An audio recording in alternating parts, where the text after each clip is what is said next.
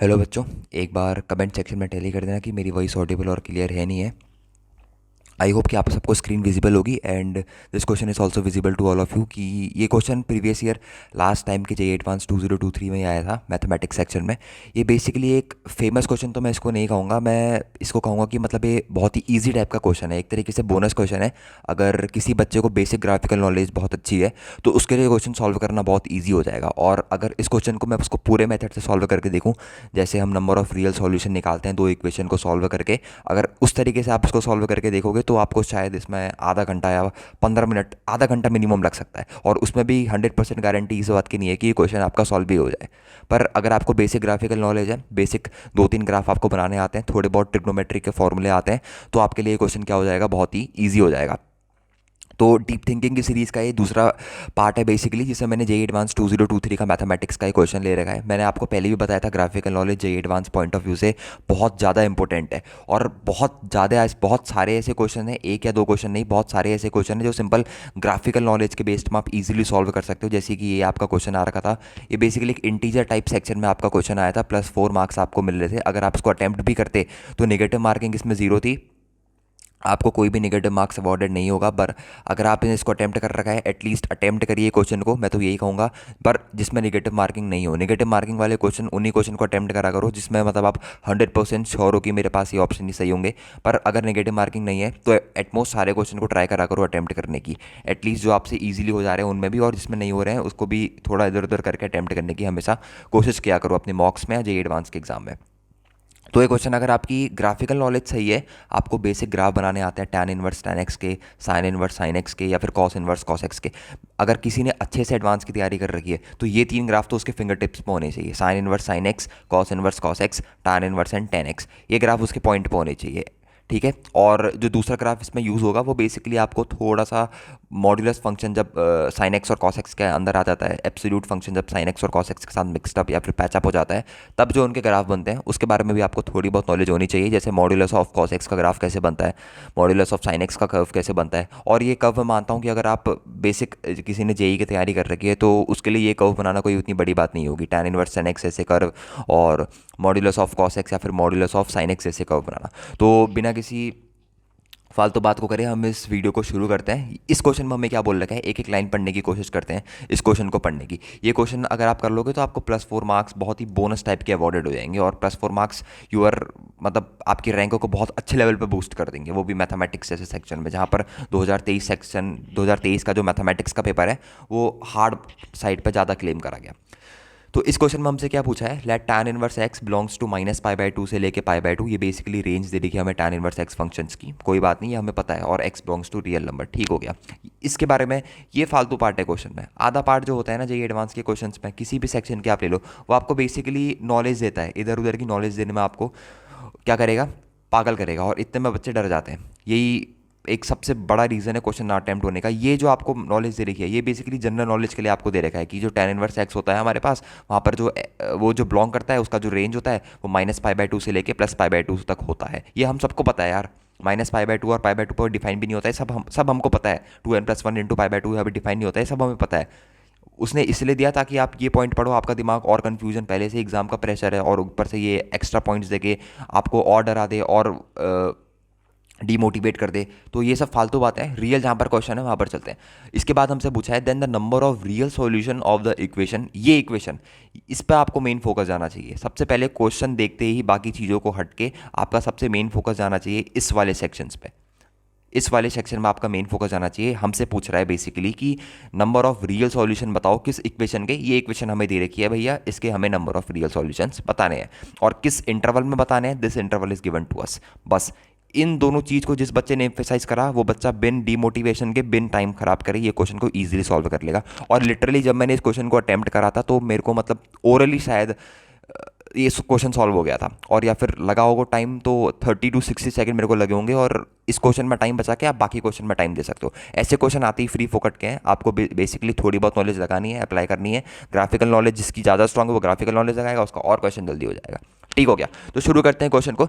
सबसे पहले हम देखते हैं कि जब भी हमें दो इक्वेशन गिवन होती है, जैसे यहाँ पर पूछा है कि the number of real solution of the equation √(1 + cos 2x) = √2 tan inverse of tan x। इसमें बेसिकली मेरे को tan inverse of tan x का ग्राफ बनाना तो आता है। अगर मैं आपसे बात करूं, मेरे पास एक ये जो फंक्शन होता है y is equals to tan inverse of tan x, ये मेरे पास एक ग्राफ है, ये मेरे पास एक फंक्शन है basically tan inverse of tan x। Basically मैंने tan इनवर्स के इनपुट में कौन सा फंक्शन डाल दिया बच्चों, tan x फंक्शन डाल दिया। अब मेरा tan x जो होता है वो उसकी पीरियोडिसिटी कितनी होती है, पीरियड कितना होता है, मतलब कितने पीरियड के बाद अपने ग्राफ को रिपीट करता है, पाई। तो इस पूरे फंक्शन की पीरियोडिसिटी भी पाई हो जाएगी। मतलब ये फंक्शन, मैं बेसिकली आपको थोड़ी बहुत कर्व स्केचिंग बता देता हूँ उसकी, आप इसका कर्व कैसे स्केच कर सकते हो। तो यहाँ पर ये पता लग गया कि ये पाई पीरियड के बाद अपने ग्राफ को रिपीट करेगा। ठीक हो गया। अब बात करते हैं थोड़ा बहुत एक्स की। एक्स कहाँ से कहाँ डिफाइन है, तो ये जो हमारा फंक्शन दे रखा है इसने basically tan inverse of tan x, ये जो हमारे पास फंक्शन दे रखा है, ये बेसिकली इसमें जो x की वैल्यू होगी, x कहाँ से कहाँ लाई करेगा, x बिल्कुल लाई करेगा -π/2 से लेके π/2 के बीच में। क्या ये बात सभी बच्चों को क्लियर होगी, क्योंकि ऊपर क्वेश्चन में भी गिवन है और tan x की वैल्यू भी यही होती है, -π/2 से लेके +π/2 के बीच में लाई करता है और π/2 पे अनडिफाइन हो जाता है।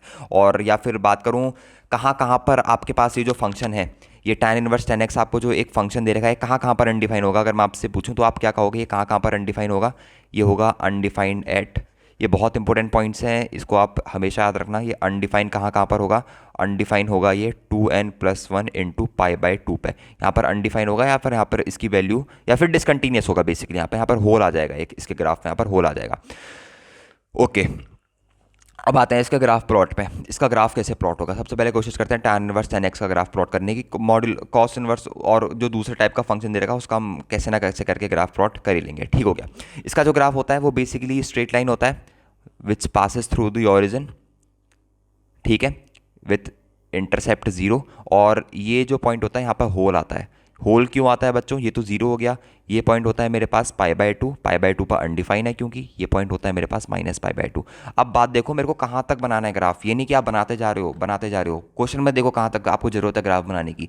आपको जरूरत है बेसिकली, इसने पूछा है 3π/2 3π/2, तो मैक्सिमम इंटरवल जा रहा है कहाँ तक, 3π/2 तक। मतलब हमें एक और सेम ग्राफ जो है वो रिपीट करना है। तो इस साइड भी एक लाइन रिपीट कर देते हैं अपन। मैंने रिपीट कर दिया। π/2 के बाद कौन सा इंटरवल आएगा बच्चों, पाई आएगा, और पाई के बाद कौन सा इंटरवल आएगा प्यारे बच्चों, 3π/2 आएगा। ये लाइन को मैं थोड़ी सी आगे एक्सटेंड कर देता हूँ। और यहाँ पर भी क्या रहेगा हमारे पास, होल ही रहेगा, क्योंकि यहाँ पर ये फंक्शन जो है वो अपने पास डिफाइन नहीं है। और सेम कर्व हमें यहाँ पर भी प्लॉट कर देना है, ठीक है, सेम कर्व हमें यहाँ पर भी प्लॉट कर देना है बच्चों। ये कर्व मैंने यहाँ पर ही प्लॉट कर दिया। -π/2 है तो -π/2 के पास कौन सा पॉइंट आएगा, -π आएगा। -π के बाद कौन सा पॉइंट आएगा मेरे बच्चों, -3π/2 आएगा। ठीक हो गया। ये तो हमारे पास ग्राफ प्लॉट हो गया tan इनवर्स tan x का। अगर हमें अगर हमें नंबर ऑफ रियल सॉल्यूशन निकालने हैं किसी भी दो इक्वेशन के, तो हमें दोनों इक्वेशन के ग्राफ चाहिए। फिर हम ये देखते हैं कि वो दोनों ग्राफ कितने नंबर ऑफ पॉइंट्स पे इंटरसेक्ट कर रहे हैं। जितने नंबर ऑफ पॉइंट्स पे इंटरसेक्ट कर रहे होते हैं गिवन इंटरवल में, वो हमारा क्या होता है, number of solution to that question. एक इक्वेशन तो हमने सॉल्व कर ली, मतलब एक तरफ का ग्राफ हमने प्लॉट कर लिया। अब आप पूछोगे ये √2 का क्या करा जाए, और इधर जो इतनी बड़ी बड़ी टर्म्स दे रखी हैं आपको, उसका क्या करा जाए। तो उसके लिए भी मैं आपको बताता हूँ। हमारे पास बेसिकली जो LHS है इस क्वेश्चन का, उस क्वेश्चन में हमें LHS कितना गिवन है, √1 + cos 2x। थोड़ा सा इसको मैं नीचे लिख लेता हूँ। हमें LHS में गिवन है इसका √1 + cos 2x। तो आपके पास cos 2x का कोई भी ऐसा फॉर्मूला जो आपके दिमाग में आ रहा हो। मेरे दिमाग में cos 2x के हमेशा 3 फॉर्मूले रहते हैं। मैं नंबर 1 आपको डिक्टेट करके बताता हूँ, या फिर आप भी मेरे साथ इस फॉर्मूले को रिवाइज करो। cos 2x का सबसे पहला फॉर्मूला रहता है मेरे माइंड में 1 - 2 sin square x। cos 2x का दूसरा फॉर्मूला रहता है मेरे माइंड में 2 cos square x -1। cos 2x का मेरे पास एक और फॉर्मूला रहता है माइंड में हमेशा, fitted cos square x - sin square x। ये फॉर्मूले की जेई एडवांस में, जेई मेंस में, बोर्ड में उतनी ज़्यादा जरूरत नहीं पड़ती जितनी जेई एडवांस और जेई मेंस टाइप के एग्जामिनेशन में इसकी जरूरत पड़ती है। तो ये cos 2x की ये 3 फॉर्मूले तो अपने माइंड में रखना हमेशा। ये इंटीग्रेशन में भी मदद करते हैं, ये डिफरेंशिएशन में भी मदद करते हैं, ये सब्स्टिट्यूशन में भी मदद करते हैं, ट्रिग्नोमेट्री में तो मदद करते ही करते हैं, बाकी सब जगह भी ये बहुत यूज़ में आते हैं। तो अगर मैं cos 2x को यहाँ पर सब्स्टिट्यूट कर दूँ तो मेरे पास क्या बन जाएगा, ध्यान से देखना।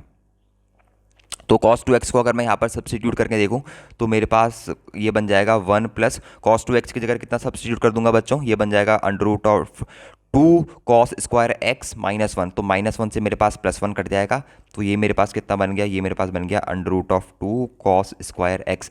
अब यहाँ पर भी इस केस के बाद इतना सॉल्यूशन आ गया। इतना बहुत बच्चों का आया होगा, जे एडवांस का जब एग्जाम हुआ होगा तो इतना मेरे हिसाब से 90% बच्चों ने इतना सॉल्व कर लिया होगा, क्योंकि इतनी लगभग सबकी तैयारी होती है कि इस पॉइंट तक आगे सब सॉल्व करें। इस पॉइंट के आगे भी बच्चे छटने शुरू होते हैं। कैसे शुरू होते हैं मैं बताता हूँ। इसके बाद दो केस आएंगे, मेरी बात ध्यान से समझना और ध्यान से सुनना कि कहाँ पर बच्चे गलती करते हैं। तो under root of 2 cos square x के बाद दो केस आएंगे।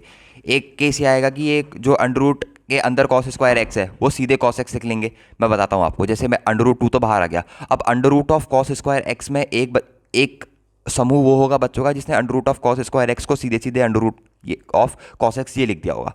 और दूसरा केस वो होगा जिसने अच्छे लेवल की तैयारी कर रखी है और जिसको ये प्रॉपर्टी पता है, under root of x square जब भी एक्स जो है वो अंडर रूट से बाहर आता है तो हमेशा अपने साथ मॉड लेके आता है। ये प्रॉपर्टी जिस बच्चे को पता होगी उसने ये क्वेश्चन बिल्कुल ही सही अटेम्प्ट कर लिया होगा। तो मेरे पास आ जाएगा under root of 2 modulus of cos x. अगर आप इसके साथ सॉल्व करोगे तो आपके नंबर ऑफ सॉल्यूशन अलग आ रहे थे, अगर आप इसके साथ सॉल्व कर लोगे तो आपके नंबर ऑफ सॉल्यूशन अलग आ रहे थे। पर जिसने इसके साथ सही कर रखा है उसका आंसर बिल्कुल सही आ रहा होगा, और जिसके इसके साथ सॉल्व कर रखा है उसका आंसर बिल्कुल गलत आ रहा होगा। तो ये प्रॉपर्टी जो है, ये प्रॉपर्टी हमेशा अपने माइंड में रहनी चाहिए। ये प्रॉपर्टी आपको कभी नहीं भूलनी है, बहुत इंपॉर्टेंट प्रॉपर्टी है। ऐसी छोटी छोटी प्रॉपर्टी जे एडवांस अपने क्वेश्चन में बीच बीच में डालता है। तो यहीं पर एक टेस्ट हुआ बच्चों का, क्योंकि पूरे क्वेश्चन में बाकी कुछ भी नहीं है इतने को लेके। जिसको ये प्रॉपर्टी नहीं पता है उसका क्वेश्चन गलत हो जाएगा, और जिसको ये प्रॉपर्टी पता है उसका क्वेश्चन बिल्कुल सही हो जाएगा। ठीक हो गया। अब मेरे पास देखो इक्वेशन क्या बन गई।